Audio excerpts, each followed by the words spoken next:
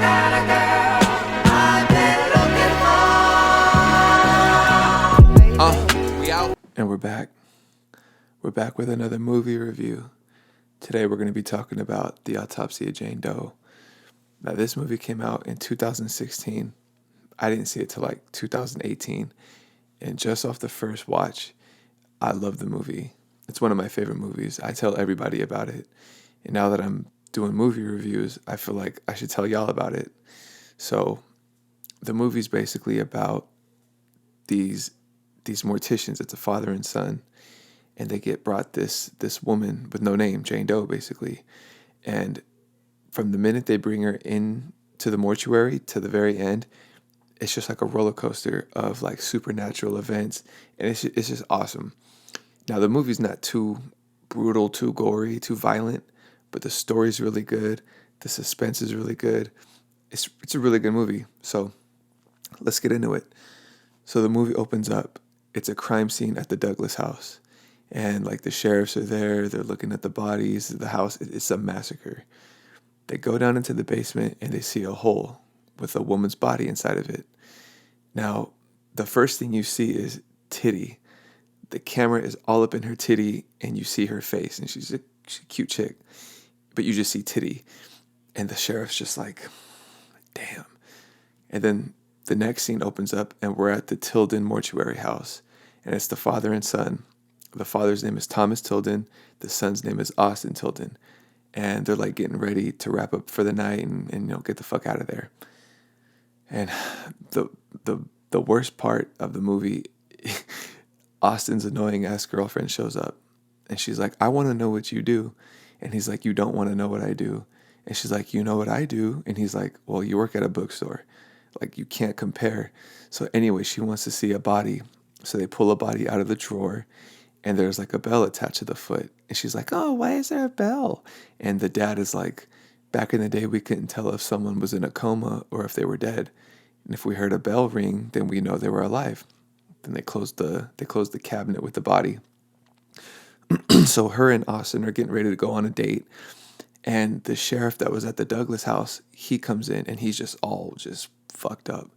He brings in the Jane Doe body and Austin's like, did you see his face? And she's annoyed. She knows that he's going to flake on her. The part about it is, the thing she's most upset about is Austin was supposed to tell his dad that he doesn't want nothing to do with the family business. I guess they were going to go away together to another state and start a new life or whatever. Typical female. I think every man has had a woman where she didn't understand that like family's first or your job is first. That's a whole nother discussion. But I've had shit like that happen and it just, anyway. So Austin tells her, come back at 11, we'll hang out. So Austin goes with his dad into the room and they lay her on the table and they're examining her, they're palpating her body and she has both her wrists broke and then she has her ankles broken and her eyes are gray. And he asked his dad, like, gray eyes normal? And he was like, just, like on bodies that are extremely old, but her body's in like perfect condition. All of a sudden her nose starts to bleed. And like a fly comes out of it and they open her mouth and her tongue is cut in half. The dad says this wasn't like surgically done, professionally done. This was done by someone who wanted her to suffer.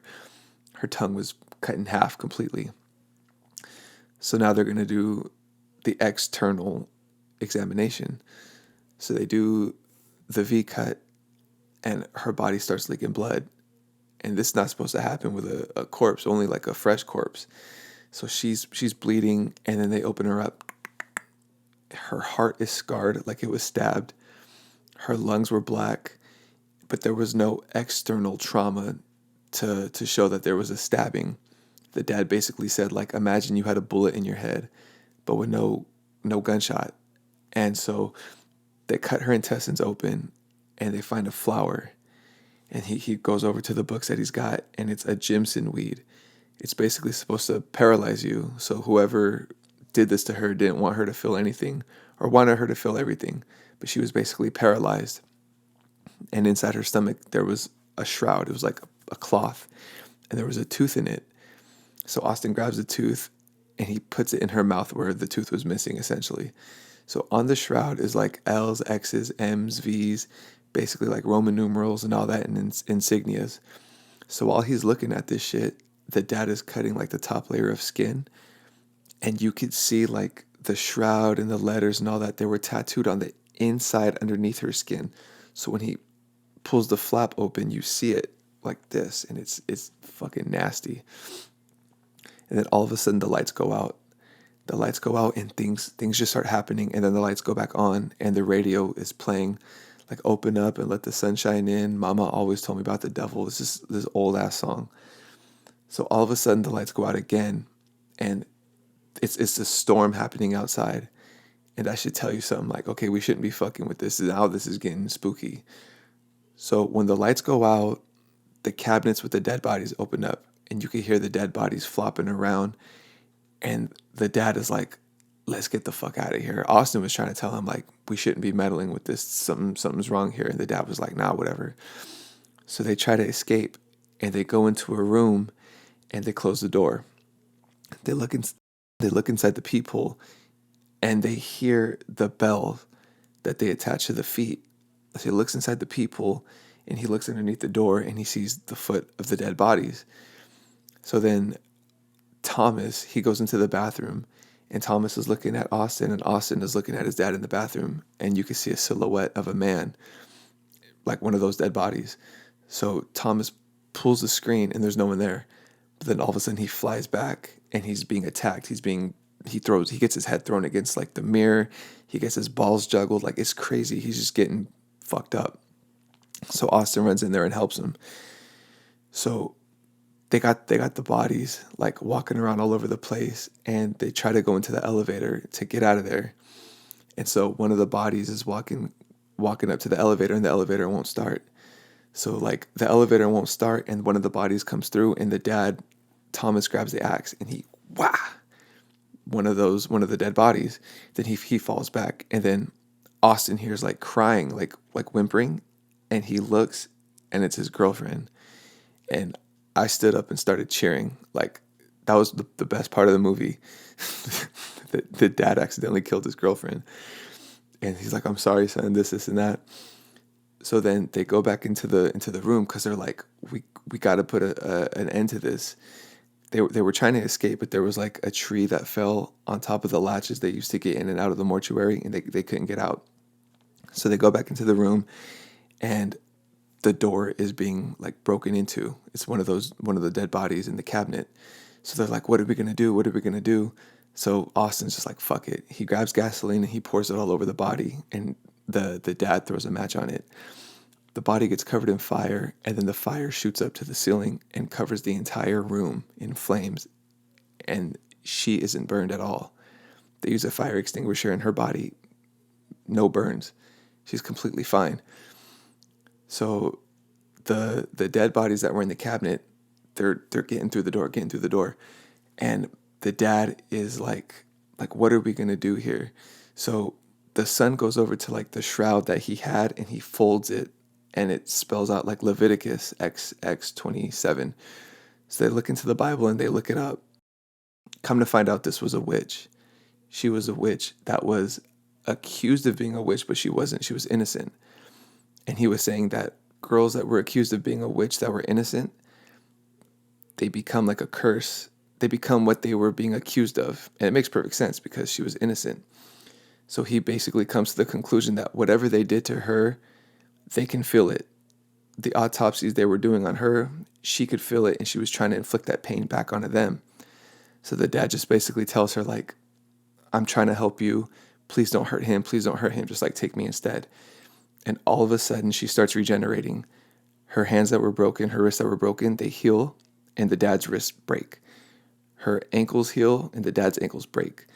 And then you hear stabbing noises of like, when she was stabbed, the dad gets stabbed, and like his lungs turn black, and like he's blowing smoke out his mouth, and he's basically dying. So then his son grabs a knife, and he basically puts his dad out of his misery. And like the cut she had when they opened her up, it like sealed back, all the blood went inside her body, and her eyes were blue again. Or no, I think they were brown. So then that part fucking sucks, because the dad was a real one. The dad was really like, he was stern, but like he was trying to help his son. He sacrificed himself for his son. So then basically the son's able to get out of the room, and he's going to go to the latch to get out of the basement. And he hears the sheriff like, open up, open up. We're trying to help you. We're trying to help you. Open up. And Austin's like, I can't open it. I can't open it. And the sheriff's like, open it. We got to open it. Open it. So open up and let the sun shine in. And basically the song that was on the radio when the witch was like trying to speak to them. And so like he goes back like that, and he turns around, and it's his dad. His dad's possessed by the witch, and he falls back, and he falls off this little balcony, and he hits the ground, and he's dead. So then I guess like the next morning, the sheriff that was at the Douglas house, he goes to the mortuary, and he's just like what the fuck? So basically he's just like, take the woman's body, send her to another mortuary out of the county. So the end of the movie, it shows like them loading her up, and like the toe tag, it says Jane Doe, and they're taking her off into another county. And the guy driving the I guess the hearse or whatever, the radio, it plays that Let That Sun Shine In, Come In song, and the cycle is probably not going to end. And that's the end of the movie. And like I said, I can't praise this movie enough. The twists and turns were amazing. The acting was really good, and the story was just really good. Like it was, they were basically saying like, this is impossible, and the son was like, we're basically past what's impossible because this is really happening. And the whole time you're watching the movie, you're just like what's gonna happen next? And it's got some pretty good jump scares in there, but overall, this movie was awesome, and I highly recommend that y'all check it out. But that's the end of the video. I hope you guys enjoyed it. Like, comment, subscribe. Let me know what you thought of the movie, what you thought of the review, and I'll see you guys on the next one. Peace out.